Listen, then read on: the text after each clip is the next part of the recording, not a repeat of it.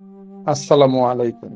প্রিয় দর্শক, প্রাচীন পৃথিবীর ইতিহাসে কিছু মানুষ আসে আলোর বার্তা নিয়ে, যেমন নবীগণ, অলিরা, ন্যায়ের সৈনিকরা।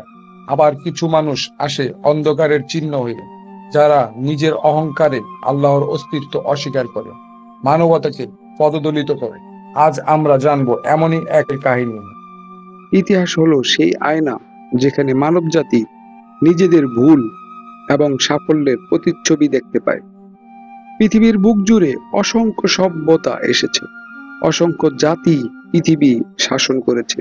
তারা গড়ে তুলেছিল মহল, প্রাসাদ, উঁচু নগর, সভ্যতা, অঢেল সম্পদ আর শক্তিশালী সাম্রাজ্য। কিন্তু আজ তাদের কীর্তির কেবল ধ্বংসাবশেষ পড়ে আছে। আজ আমরা আলোচনা করব এমন এক জাতির ইতিহাস যা হয়তো আপনারা আগেই শুনেছেন, হয়তো বা শুনেননি।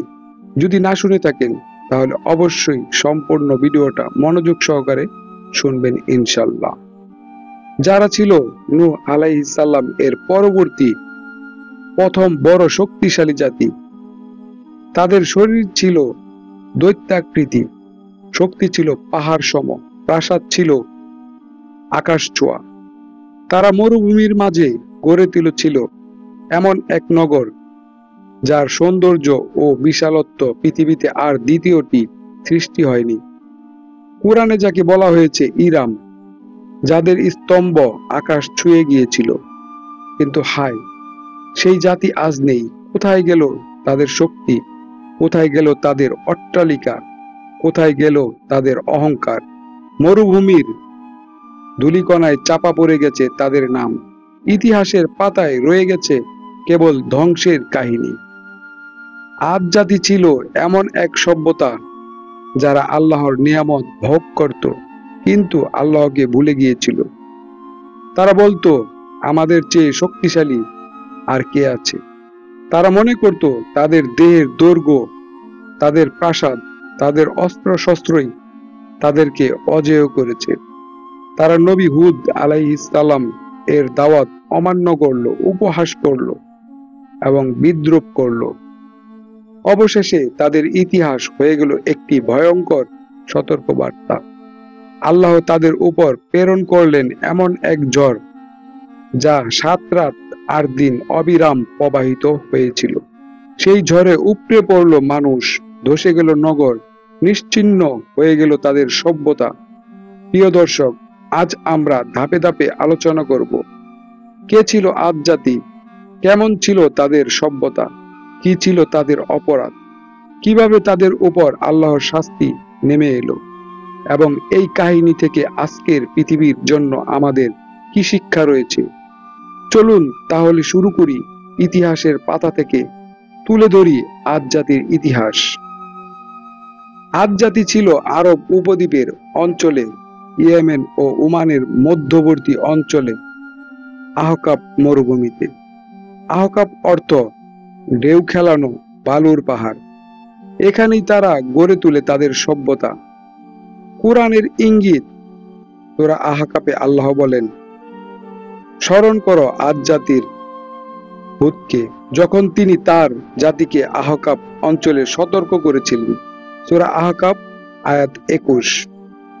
আদ জাতির মানুষ ছিল দৈহিকভাবে বিশাল আকৃতির। তাদের উচ্চতা সাধারণ মানুষের তুলনায় অনেক গুণ বেশি ছিল। কুরআনে তাদেরকে বলা হয়েছে দৈত্যের মতো লম্বা দেহ। সূরা ফজর আয়াত 7। তারা পাথর কেটে, বালু জমিয়ে, কাঠ দিয়ে গড়ে তুলত উঁচু অট্টালিকা। তাদের শক্তি এত প্রবল ছিল যে আশেপাশের কোনো জাতি তাদের প্রতিদ্বন্দ্বিতা করতে পারত না।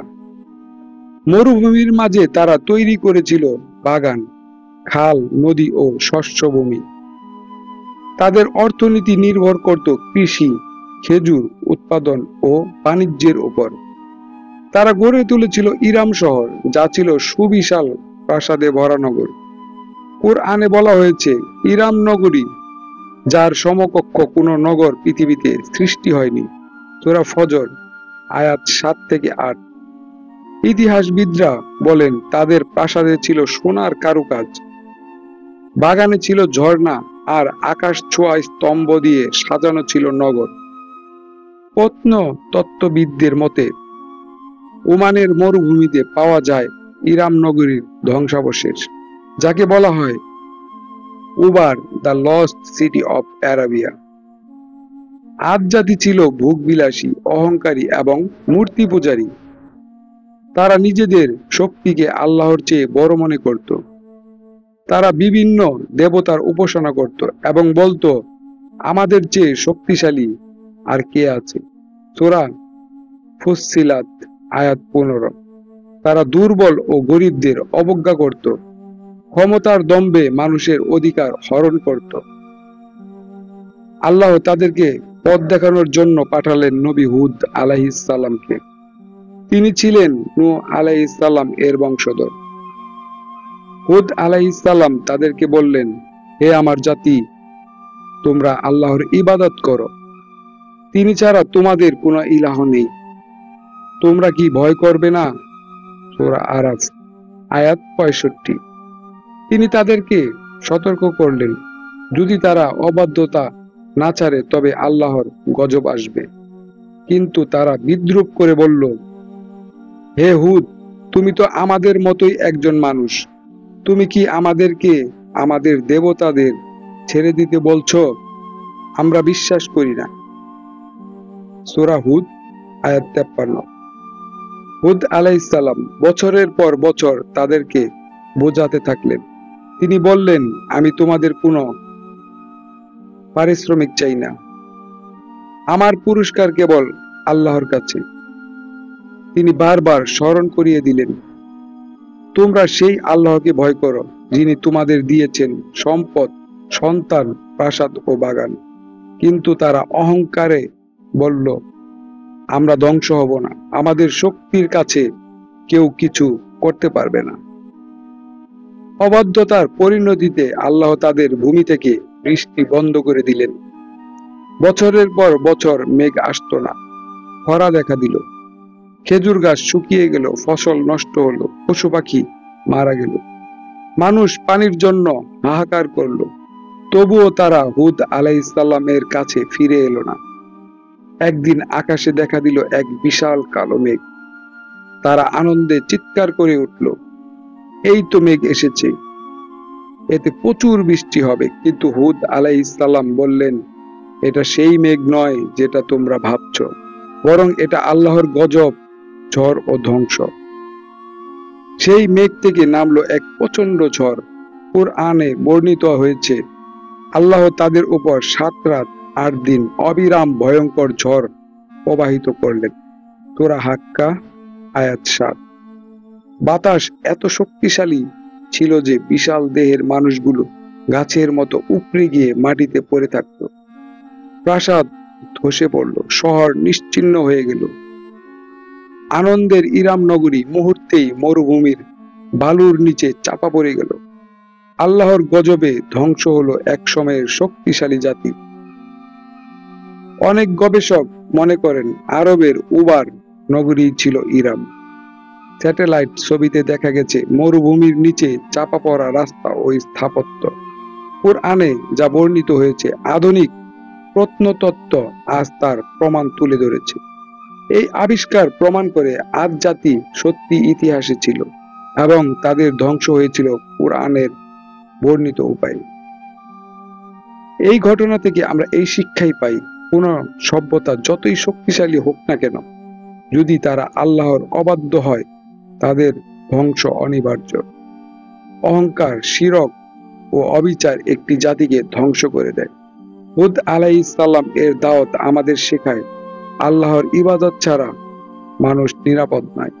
আল্লাহ বলেন, হে বুধ শক্তি সম্পন্ন লোকেরা, তোমরা শিক্ষা গ্রহণ করো। সূরা হাশর আয়াত 2। যাই হোক, প্রিয় দর্শক,